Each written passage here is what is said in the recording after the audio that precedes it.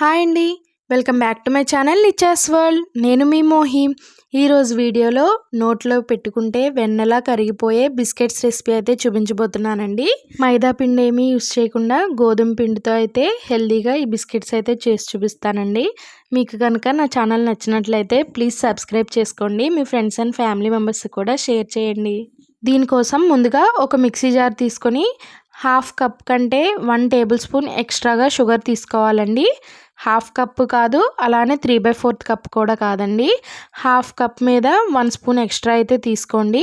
మూత పెట్టేసి ఈ షుగర్ అంతా కూడా ఫైన్ పౌడర్లా అయ్యేటట్టుగా బ్లెండ్ చేసుకోవాలండి. ఏ కప్తో అయితే షుగర్ తీసుకుంటామో ప్రతిదీ కూడా ఆ కప్తోనే మెజర్ చేసుకోవాలండి.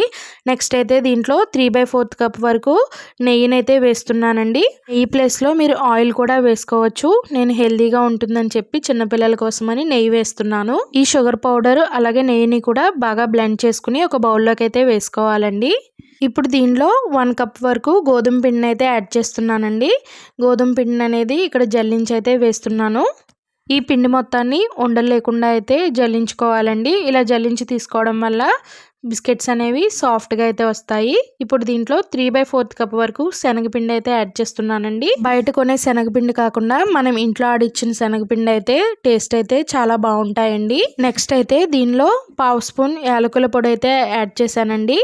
అలాగే కొంచెం అంత సాల్ట్ కూడా వేసాను. సాల్ట్ స్కిప్ చేసినా పర్వాలేదండి. అలాగే 1/2 స్పూన్ వరకు బేకింగ్ పౌడర్, 1/2 స్పూన్ వరకు బేకింగ్ సోడా వేసాను. నెక్స్ట్ అయితే మనం యాడ్ చేసిన ఇంగ్రీడియంట్స్ అన్నీ కూడా నెయ్యిలో బాగా కలిసేటట్టు అయితే నెమ్మదిగా మిక్స్ చేసుకోవాలండి. వేళ్ళతో మృదువుగా కలుపుతూ అయితే పిండి మొత్తం మిక్స్ చేసుకోవాలి. గట్టిగా అయితే కలపకూడదండి. ఈ పిండి మొత్తాన్ని సాఫ్ట్గా కలుపుకున్న తర్వాత ఒక 10 మినిట్స్ పాటు పక్కన పెట్టుకోవాలండి. ఇప్పుడు బిస్కెట్స్ బేకింగ్ చేసుకోవడం కోసం 10 మినిట్స్ పాటు ఒక గిన్నెనైతే స్టవ్ మీద పెట్టి ఇలా మూత పెట్టి ప్రీహీట్ అయితే చేసుకోవాలండి. ఇప్పుడు బిస్కెట్స్ పెట్టుకునే ప్లేట్కి నెయ్యి రాసి పక్కన పెట్టుకోవాలి. 10 మినిట్స్ తర్వాత మనం కలిపిన పిండిని అయితే చిన్నగా బిస్కెట్స్లా అయితే చేసుకోవాలండి.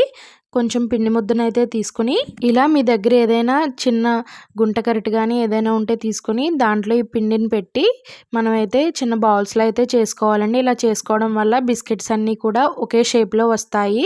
రౌండ్గా చేసుకున్న తర్వాత ముందుగా నెయ్యి రాసిన ప్లేట్ మీద ఈ బౌల్ని అయితే పెట్టి కొంచెం అయితే ప్రెస్ చేయాలండి. అప్పుడు మనకి రౌండ్ షేప్ అయితే వస్తుంది. ఇప్పుడు దీని మీద మీకు నచ్చిన డ్రై ఫ్రూట్స్ అయితే యాడ్ చేసుకోవచ్చు. నేనైతే కాజు పెట్టానండి.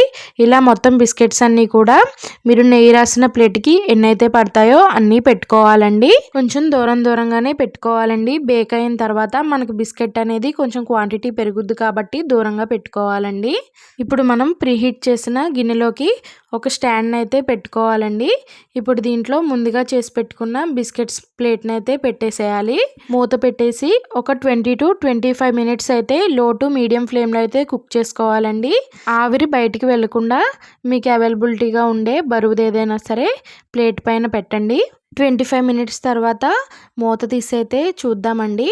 చూసారు కదా, బిస్కెట్స్ అనేవి సైజ్ ఇంక్రీజ్ అయ్యాయి. అలాగే కలర్ కూడా గోల్డెన్ కలర్లోకి అయితే వచ్చాయి. ఇప్పుడు ఈ ప్లేట్ని అయితే నెమ్మదిగా బయటికి తీసుకోవాలండి. ఒక 5 మినిట్స్ అయితే చల్లారిన తర్వాత మీ దగ్గర ఏదైనా నైఫ్ అయితే తీసుకొని దాంతో స్లోగా ఇలా అంటే బిస్కెట్స్ అన్నీ కూడా వచ్చేస్తాయండి. ఇదే విధంగా మొత్తం బిస్కెట్స్ అన్నీ కూడా బేక్ చేసుకోవాలండి. నెయ్యి వేసి చేసాం కాబట్టి చాలా అయితే టేస్టీగా ఉన్నాయండి. ఇవి బేక్ అవుతున్నప్పుడే మంచి స్మెల్ అయితే వస్తుంది. సమ్మర్ హాలిడేస్లో పిల్లలకి ఇలా అయితే చేసి పెట్టండి. చాలా అయితే ఇష్టంగా తింటారు వాళ్ళు. మీకు కనుక నా వీడియో నచ్చినట్లయితే ప్లీజ్ సబ్స్క్రైబ్ చేసుకోండి. మీ ఫ్రెండ్స్ అండ్ ఫ్యామిలీ మెంబర్స్ కూడా షేర్ చేయండి.